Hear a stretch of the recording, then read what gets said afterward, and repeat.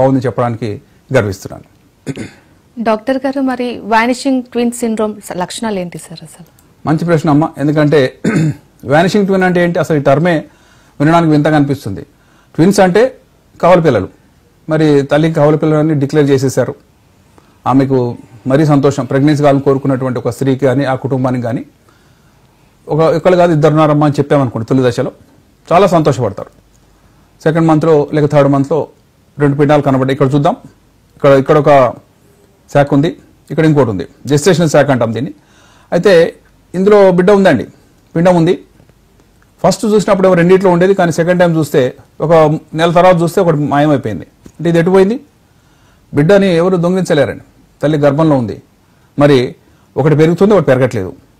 దీన్నే vanishing twin అంటారు. అంటే ముందు కనబడ్డది, ముందు బాగానే ఉంది, కానీ ఏ కారణం చేతనో లేకుండా పోయింది. మరి వానిష్ అవ్వడం అంటే అదృశ్యం అవ్వడానికి కారణం ఏంటి అది చూద్దాం. ఇందులో తల్లి తప్పేం లేదండి. చాలామంది తల్లిని బ్లేమ్ చేస్తారు. అయ్యో నువ్వు అద్దిన్నావు, లేకపోతే నువ్వు ట్రావెల్ చేసావు, లేకపోతే నువ్వు పలాన్ని వాడకూడదు, కానీ నువ్వు బొప్పాయి పండు తిన్నావు కాబట్టి ఒక బిడ్డ చనిపోయింది. అలాంటిది ఏమి ఉండదండి. బిడ్డలు పెరగడానికి జెనెటిక్ స్టామినా చాలా ఇంపార్టెంట్. ఆ స్టామినా కనుక తక్కువ ఉందనుకోండి బిడ్డలు చనిపోతారు. నార్మల్గా అబార్షన్ అయ్యేది ఎందుకు అంటే జెనెటిక్ డిఫెక్ట్స్ వల్ల అవుతుంది. అవి డివిజన్ అయిన కొద్దీ కోటాను సార్లు డివైడ్ చేస్తే ఒక చిన్న ఎర్రర్ కూడా పెద్దదవుతుంది. అందువల్ల బిడ్డలు చనిపోతాయి. ఇక్కడ చూద్దాం.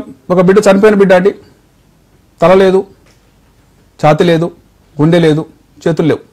ఇలాంటి బిడ్డలు ఉన్నారనుకోండి, తొలి దశలో మనం గుర్తించలేం, చాలా చిన్నగా ఉంటాయి, కానీ అవి నశిస్తాయి. వానిషింగ్ ట్విన్ సిండ్రోమ్లో most of the time defective child మాయమవుతుంది. కాబట్టి మనుషులు బ్లేమ్ చేసుకోవడం, కుటుంబంలో గొడవలు పెట్టుకోవడం అలాంటిది అక్కర్లేదు. ఎందుకంటే ఇదంతా అల్ట్రాసౌండ్ డయాగ్నోస్ అండి. గైనకాలజిస్ట్ కూడా ఏం చేయలేరు. ఏ స్కానింగ్ చేసినా ఎలా చేసినా ఏముందో కనుక్కుంటాం తప్పితే మన స్కానింగ్ వల్ల బిడ్డలు చనిపోవడం జరగదండి. ఇక్కడ చూద్దాం. మీకు 2 శాక్స్ కనబడుతున్నాయి. ఇది ఒక శాక్, ఇందులో పిండం ఉంది. ఇందులో బాడీ పార్ట్స్ మొత్తం కనబడవండి, ఎందుకంటే దే ఆర్ టూ ఎర్లీ. కానీ ఇటు సైడ్ అది కూడా లేదు. లేని పక్షాలు ఏం జరుగుతుంది? దీనివల్ల చనిపోయినటువంటి బిడ్డ వల్ల బ్రతుకున్న బిడ్డకి ఏమైనా అపాయం కలుగుతుందంటే ఎట్టి పనులు జరగదండి. చనిపోయింది చాలా స్టరైల్గా ఉంటుంది, మెల్లగా పక్కకు జరుగుతూ ఉంటుంది, తన సైజ్ తగ్గించుకుంటుంది, చిన్న పేపర్ లాగా పొరలాగా తయారవుతుంది. అది బిడ్డ అని చెప్పడం కూడా కష్టంగా మారచ్చు. మరి ఇదేం చేస్తుంది? ఈ బిడ్డ ఎదిగి డెలివరీ అయిన తర్వాత ఆ డెలివరీ వచ్చిన మావి వెనుక ఏదో వస్తాయో వాటితో పాటు ఈ బిడ్డం కూడా వచ్చేస్తుందండి. అంటే చనిపోయినటువంటి ఒక ట్విన్ ఎటువంటి అపాయం కలిగించకుండా అసలు బిడ్డతో పాటు వచ్చేస్తుంది. ఇదే ఇంత అద్భుతం చూడండి. ఎందుకంటే తను ఆత్మహత్య చేసుకున్నా సరే ఇంకో బిడ్డ బాగుండాలని కోరుకునేటువంటి ఈ ప్రకృతి. ఇది చూడండి. ఇది ఒక చనిపోయినటువంటి ట్విన్. ఇది చూపిస్తే మీకు భయం వేస్తుంది. అమ్మో ఏం చూస్తున్నావు అనుకోకండి.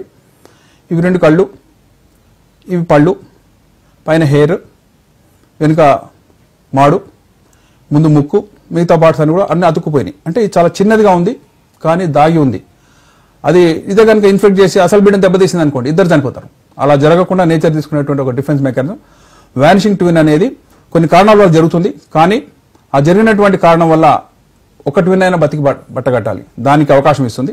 ఇక్కడ చూడండి, ఇక్కడ 3 ఉన్నాయండి.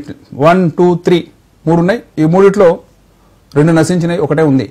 కాబట్టి ఎవరైనా సరే స్కాన్ చేసినప్పుడు ఎంతమంది ఫస్ట్ డిక్లేర్ చేశారో అంతమంది ఉంటారని ఎక్కడ రూల్ లేదు. ప్రపంచవ్యాప్తంగా సగం మంది ట్విన్స్ పొట్టలో మాయమైపోతున్నారు, బయటకు రాలేకపోతున్నారు. ఎందుకంటే తల్లి యొక్క రిజల్ట్ సరిగా లేకపోవచ్చు, ఆమె ఇద్దరికి సరిసమానంగా పంచలేకపోవచ్చు. ఇద్దరు బిడ్డలు పోటీ పడుతుంటారండి. నాకు బ్లడ్ కావాలి, నాకు బ్లడ్ కావాలి, నాకు ప్రోటీన్స్ కావాలి, నాకు ఐరన్ కావాలి. ఎందుకంటే అది బాగుంటే తప్ప వాళ్ళు బతకలేరు.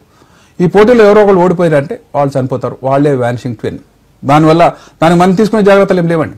తల్లి యొక్క ఆరోగ్యం బాగుండాలి, ప్రెగ్నెన్సీకి ముందే ఫోలిక్ యాసిడ్ తీసుకోవాలి, మంచి ప్రోటీన్ లెవెల్స్ ఉండాలి, ఆరోగ్యం బాగుండాలి. అలాంటి వాళ్ళు చూడండి. వానిషింగ్ ట్విన్ ఇలా ఉంటుంది. ఒక బిడ్డ బాగా బ్రతికింది, ఒక బిడ్డ ఇలా అయింది. ఇలా అయితే దాని ట్రీట్మెంట్ ఏం లేదండి. దాన్ని తీయడానికి కానీ ఆరాటపడక్కర్లేదు. దానివల్ల వచ్చిన నష్టమేం లేదు. కానీ అర్థం చేసుకోవాలి, ఇక్కడ ఒక బిడ్డ పోయింది, దానివల్ల నష్టం లేకపోగా ఈ బిడ్డకు లాభం అండి. ఎందుకంటే ఈ బిడ్డ బాగా ఎదిగే అవకాశం వస్తుంది. ఇద్దరు ట్విన్స్ బయటకు రావాలంటే కష్టమైన పని. ఎందుకంటే ఒక నార్మల్గా అయితే 3.5 kg బిడ్డలు పుడుతున్నారు, వీళ్ళు తక్కువగా ఉంటారండి. 1.5, 1.6. వాళ్ళలో ఒకరు బయటకు వచ్చినా సరే, ఇద్దరు బతికి బట్టగట్టినా సరే బయటకు వచ్చి ఒకరు చనిపోతుంటారు. ఎందుకంటే ఇద్దరులో ఒకరు వీక్ ఉంటారు. కాబట్టి ఇద్దరు చక్కగా బతికొచ్చారంటే చాలా రేర్, అదృష్టం. కానీ అన్నిసార్లు అలా జరగదు. వానిషింగ్ ట్విన్ సిండ్రోమ్లో కొన్నిసార్లు గొడవలు అవుతాయండి డాక్టర్స్ మీద. ఎందుకంటే మీరు ట్విన్స్ అని డిక్లేర్ చేశారు, మధ్యలో ఒకటి పోయింది అంటున్నారు, మీ ఇచ్చిన టాబ్లెట్స్ ఏంటి, మీరు సరైన ట్రీట్మెంట్ ఇచ్చారు. అట్లా ఎవరు ఏమి చేయలేరండి. అసలు బిడ్డలు పుట్టడం అనేది ఒక అద్భుతం. వాళ్ళు ఎలా ఎదుగుతుండో అది మనకు తెలియదు. కానీ ఎదుగుతున్న క్రమంలో మనం ఓన్లీ చూస్తున్నాం. ఫాలో అప్ చేస్తున్నాం, ఏమైనా సమస్య ఉంటే గుర్తిస్తున్నాం, ప్రాబ్లం ఉంటే చెప్తున్నాం. తప్పితే ఇక్కడ చూడండి ఈ బిడ్డ బాగుంది, ఈ బిడ్డ బాగలేదు, ఇలా జరిగిందంటే నెక్స్ట్ చేయాల్సింది ఏంటి అంటే, ఒక బిడ్డ చనిపోవడం కారణం ఏంటి అంటే తల్లి దాన్ని మళ్ళీ చెక్ చేస్తారండి. ఆ పేరెంట్స్లో ఏమైనా జెనెటిక్ డిఫెక్ట్స్ ఉంటే, ఒక బిడ్డ ఎస్కేప్ అయింది, ఇంకో బిడ్డలో అది ఉంది కాబట్టి ఆ జెనెటిక్ డిఫెక్ట్ అనేది మల్టిప్లై అయింది కాబట్టి ఆ బిడ్డ చనిపోయింది. భవిష్యత్తులో తీసుకోని జాగ్రత్తలు కానీ, జెనెటిక్ కౌన్సిలింగ్ కానీ, అంటే క్రోమోజోమ్ టైపింగ్ కానీ చేయాలి. వీటన్నిటి ద్వారా ప్రతి ఒక్కరు బ్రతకాలని కోరుకుంటారండి. ఎంతమంది ఇద్దరున్నా సరే బ్రతకాలని కోరుకుంటారు. ఇక్కడ చూడండి, ఒక డెలివరీ అయింది, ట్విన్స్లో ఒకళ్ళు చనిపోయారని డిక్లేర్ చేశాం, ఫస్ట్ బిడ్డ బాగుంది, తర్వాత ఇది మావే అండి అంటే ప్లసెంటా, దీనిపైన ఇక ఎల్లో ముద్ద కనబడుతుంది, అది చనిపోయినటువంటి ట్విన్ అక్కడే ఉంది, దాంతో పాటే ఉంది, ఏమాత్రం ఇబ్బంది కలిగించలేదు. ఆల్మోస్ట్ చిన్నదిగా 50 గ్రాములు 100 గ్రాములు ఉంటుంది ఒక చనిపోయినటువంటి, దాన్నే ఫీటస్ ప్యాపిరేషియస్ అంటారు. కాబట్టి ఉన్నటువంటి అన్ని ఎంబ్రియల్ శాక్లో పిండం ఉండాలని ఎక్కడా లేదు. అసలు పిండం ఎదగడానికి అవసరమైనటువంటి అన్ని రకాల జాగ్రత్త మనం తీసుకోవడం, అంతకుమించి మనం చేయగలిగింది ఏం లేదు. It's a normal phenomenon. ఇక్కడ చూడండి, కొన్నిసార్లు ట్విన్స్ మధ్యలో గోడ ఉంటుంది కాబట్టి ఒక అబ్బాయి ఒక అమ్మాయి పుట్టచ్చు. ఇక్కడ గోడ లేదండి, ఇద్దరు ఒకే గదిలో ఉన్నారు కాబట్టి ఇద్దరు అమ్మాయిలైనా ఉండాలి, ఇద్దరు అబ్బాయిలు ఉండాలి. వీళ్ళ మధ్యలో పోటీ ఎక్కువగా ఉంటుంది. ఒకరికి బ్లడ్ ఫ్లో ఎక్కువ వచ్చింది అనుకోండి, వాళ్ళు బాగా ఎదుగుతుంటారు, ఒకరు చిన్నగా ఉంటారు. కాబట్టి ఇలాంటి వ్యత్యాసాలన్నీ కూడా మన కంట్రోల్ లేవు, అవి బాడీలో జరుగుతూ ఉంటాయి. జరిగిన ఈవెంట్స్ మనం తెలుసుకోవడం తప్పితే vanishing twin is rare condition అయినప్పటికీ కూడా కవల పిల్లల్ని కనడం అనేది స్త్రీకి ప్రాణ సంకటమే. ఎక్కడ కూడా నార్మల్ డెలివరీ చేయరండి ట్విన్స్కి. ఎంత అడ్వాన్స్ సెంటర్ అయినా సరే నార్మల్ డెలివరీ ఎందుకు చేయరు అంటే, ఫస్ట్ బిడ్డ బాగానే వస్తుందండి బయటకి, సెకండ్ బిడ్డ వచ్చేలోపు ఆ ఉమ్మని తాగడం, సఫోకేట్ కావడం, యాస్పిరేట్ చేయడం, బయటకు వచ్చేంత గాలి తీసుకోలేకపోవడం, ఐసీలో 3 వారాలు ఉంచడం, తర్వాత డెత్ డిక్లేర్ చేయడం, ఇది రొటీన్ ఈవెంట్స్. కాబట్టి ఇలా కాకుండా సిజేరియన్ చేసినప్పుడు ఏ సెకండ్లో అయితే ఫస్ట్ బిడ్డను తీస్తున్నామో నెక్స్ట్ సెకండ్ ఇంకో బిడ్డను తీసేస్తామండి. ఒక చెయ్యి అటు ఒక చెయ్యి పెట్టి ఇద్దరిని లాగేస్తాం బయటికి. కాబట్టి ఎవరు కూడా సఫోకేట్ కాకుండా ఇమీడియట్గా బయటకు వస్తారు. కాబట్టి ట్విన్స్ కానీ ట్రిప్లెట్స్ కానీ డెలివరీ అయినవన్నీ కూడా సిజేరియన్ ద్వారానే అలా ఇద్దరిని ప్రాణం రక్షించుకునే అవకాశాలు ఉంటాయి. ఎందుకంటే 9 నెలలు మోసినటువంటి ఆ తల్లి ఒక బిడ్డ చనిపోయిందని అంటే, డెలివరీ టైం చనిపోయిందంటే తట్టుకోలేదని. కాబట్టి ఇద్దరు బ్రతుకుండాలి, ఇద్దరు బాగుండాలి, ఇద్దరిని పెంచడానికి వాళ్ళకి సామర్థ్యం ఉన్నప్పుడు కూడా వాళ్ళు డెలివరీ చేయడం అనేది మా బాధ్యత. కాబట్టి ఫాస్టెస్ట్ డెలివరీ చేస్తాం. ట్విన్స్ బ్రతికారంటే నిజంగా అదృష్టం. ఆ డెలివరీ కష్టం డెలివరీ సరే బాగా చేశారని చెప్పుకోక తప్పదు.